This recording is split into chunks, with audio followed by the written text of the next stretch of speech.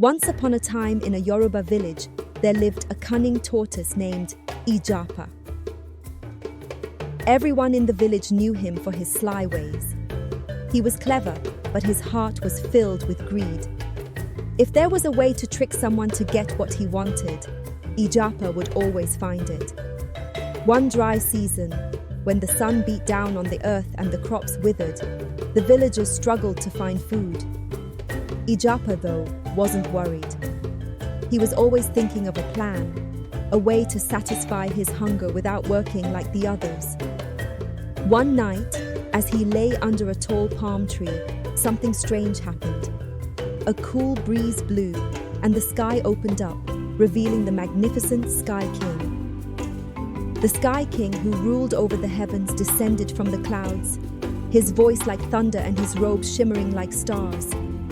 In his hands he held a beautiful drum, polished and gleaming.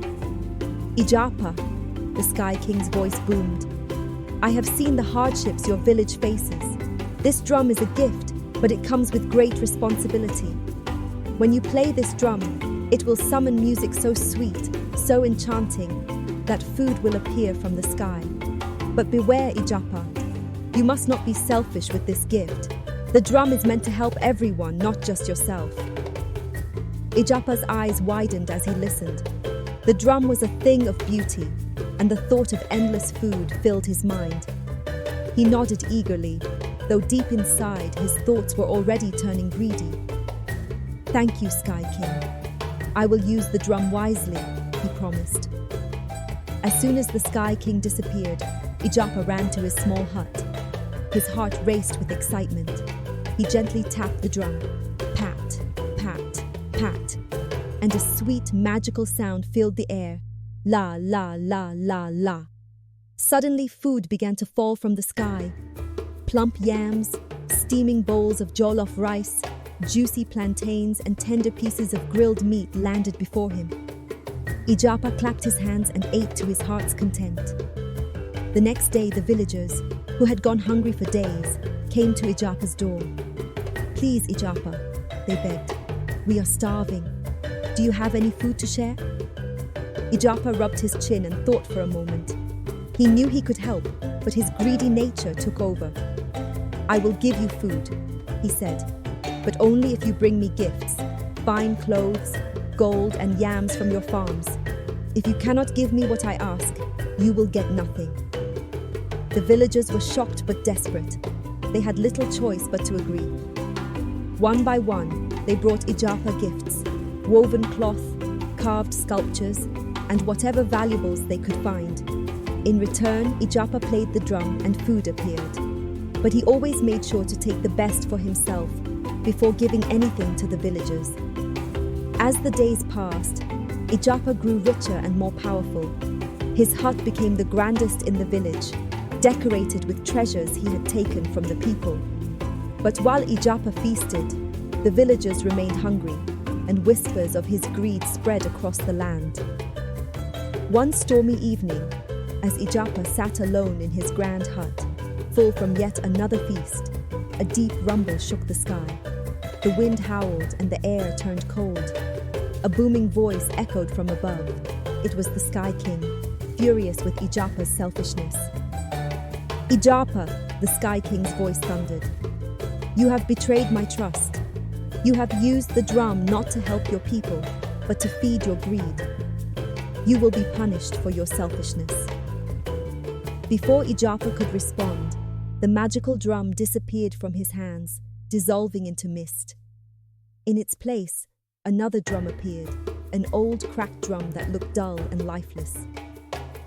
Ijapa, in his greed, didn't think twice. He grabbed the new drum and hit it with his hands. Pat, pat, pat. But instead of sweet music, the drum let out a terrible sound like the crashing of thunder. Boom, boom, boom. The ground began to shake and dark clouds swirled above the village. A fierce wind blew through the village, knocking over trees and stirring up dust. Out of nowhere, strange and wild animals, hyenas, lions, and snakes, emerged from the shadows, growling and hissing. The villagers screamed and ran in every direction as chaos erupted. The more Ijapa beat the drum, the more disaster followed. Lightning flashed, the rivers overflowed, and the crops that had barely survived the dry season were swept away by a flood. Ijapa, trembling with fear, tried to stop the drum, but it was too late. The trouble had come, and it was too big to control. He ran from his hut, the storm chasing him. As he darted through the village, the angry villagers spotted him. "This is all Ijapa's fault," they shouted. "He used the magic drum for himself, and now we all suffer." Desperate to escape, Ijapa ran to the palace of the Oba, the village king, hoping to find shelter. But even the Oba was furious. "Ijapa," the Oba roared, "you were given a great gift, but you used it to bring harm to the people." Ijapa fell to his knees before the Oba, his body shaking with fear. "Please forgive me," he cried. "I was wrong.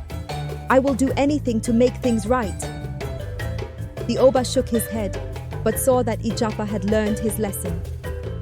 The Sky King's punishment was harsh, but deserved. "From now on, you must use your wit not for greed, but to help others. That is your only path to redemption." Ijapa bowed his head, ashamed of his actions. He promised to never be selfish again. The Sky King, watching from above, heard his plea. As the storm calmed and the animals returned to the forests, the Sky King granted Ijapa one final gift, a small, simple drum.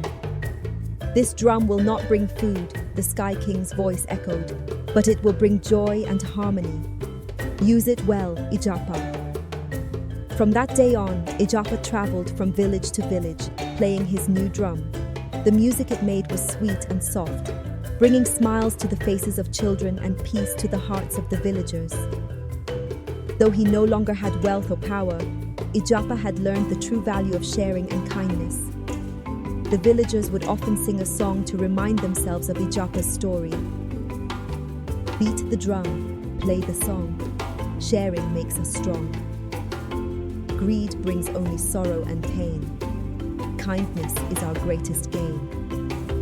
Moral of the story: selfishness will always be punished.